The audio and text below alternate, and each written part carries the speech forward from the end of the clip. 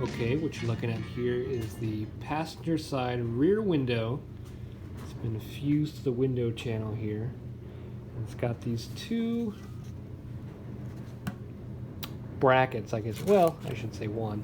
This one was rattling around the bottom of the door, and I think it probably came off right here somewhere. I have to use my best guess to rebuild this, but as you can see, it's not really worth saving. I mean, it doesn't got to look great because it's going inside the door, but it has to not look like it's from the Titanic. So I'm probably going to have to rebuild this whole channel or find something that'll fit and then remount these perches wherever, because I don't really know where they went. I got this piece out of a 61 Plymouth back door. This is for the other side because the other side, the driver's side rear door on this car, the channel is missing.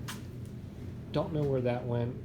Probably had a pretty hard time falling out of the door. I'm guessing someone was messing around with it and never put it back. But as you can see, not only are they different lengths, these appear to be mounted in different places. Even if I reverse this, they don't line up. Also, this piece goes into a U-channel that guides the motion of the window as it's going down, and this one is missing altogether. I mean, there was nothing inside the door to give me any clue as to where that went, or what that piece even looked like. So, got the regulator for the other side. I'm going to have to, I don't know, just there, figure out something that works, makes the window go down. I've got problems on both sides. I've got one side missing parts, the other side is returning to the earth, as it were. And luckily, this was in the driver's side door, but it looks like I'm not going to need this piece because that matches up pretty well here. I'm lucky this was floating around in there too, because that's the one I need. Of course, it would just be too hard to get the right part. Gotta get the wrong part and make it the right part. So let's see what we can do with that. All right, back here with the driver's side rear door. Problem I've been chasing is I got the new window channel out of the Plymouth all set up in there. You can see it. My window is not completely in the channel because I'm honestly afraid I'm going to break it and push it any farther down in there. So I need to address that, either removing the old felt and replacing it with something else, or adjusting the window in such a way that I can move it to the right so it goes up. So let me show you what I'm dealing with here. I've rolled the window up, and when I move it, see if you all can see this, it's not really wanting to go up much more than that. And in terms of when the molding's all in here, I took out the molding to kind of troubleshoot. When the molding's not all in here, it's not up enough. I have to really force it. And I don't want to break anything and have a window that doesn't really work right. So check this out. If I roll it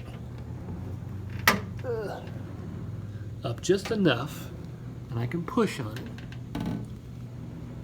it's pivoting, not here, but right over here. So that's where it's hitting. Let's roll it down here.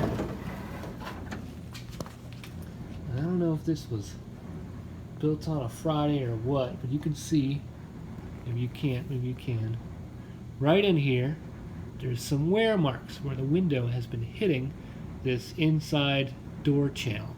So what I've tried to do is I've tried to push this in so the window has more clearance. That didn't really work, and I was finding I didn't want to mess up the door frame too much. So I'm either going to move the window to the right in the channel, which is the right thing to do, or I'm going to widen this hole to the right so that I can move the track so that it tracks more to the right side so it avoids this. So I'll try a couple different things and let you know what I come up with. And problem solved. What I've done is I've taken this track here and I Dremelled out a little bit more of the channel here so I could move it to the right. And this one stayed the same because the pivot point down here is fine. And I also secured the window in the channel. And the result is a very smoothly working window. Look at that, it goes right to the top. No gap. And this window here works great. This is the one I manufactured. I made this channel that holds the window out of a channel out of an old Dodge, which was much shorter than it needed to be, but I used some pieces that were floating around under the bottom of the door, and guess what? It's the best looking window on the whole car.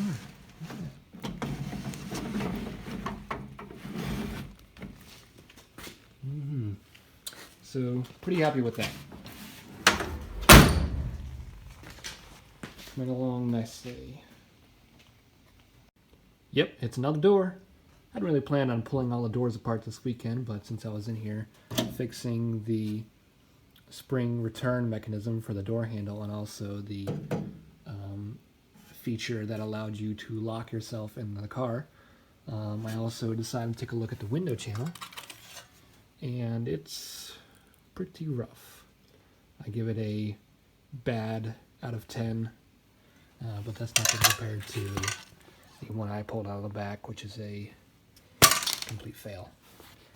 So going to re-clean this up with some phosphoric acid, reline and stick the window back in. No big deal. My solution to the mechanism that wouldn't return, this spring was intact. However, the spring that returned it the other way, the normal door actuating action, the spring was broke and I couldn't find the appropriate pieces.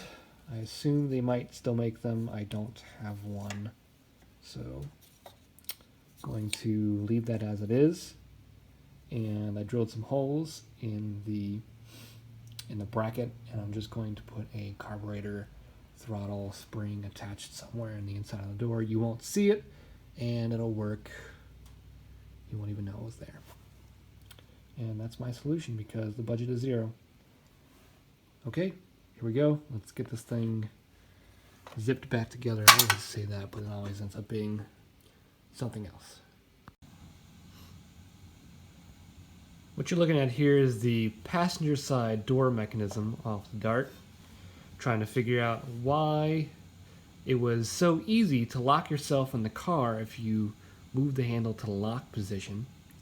And turns out there's something going on right here. So if we have the door locked in down position like it is now, it requires an exceptional amount of force to pull this thing and actuate the lever upward to the point where this had been bent in the past from somebody trying to break themselves out of the car.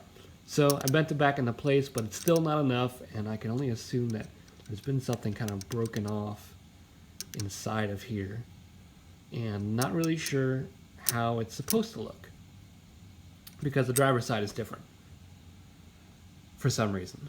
So my solution is to take, let me get it here, this little piece, this little bracket that I made, and I'm going to put that underneath the sear here so that we have more surface area to push up with instead of it relying on this sliding action, which even with lubrication is simply, it's not easy enough to do.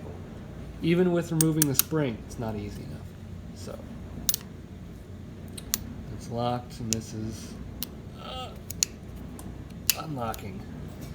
And I don't want to bend that again and have someone get trapped in the car, so I want this to be easy peasy.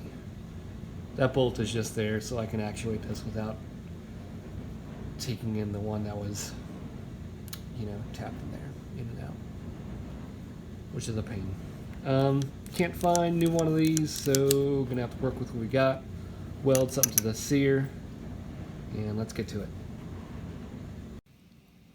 Now with our added tab, right in the back there, it works much better than it did before.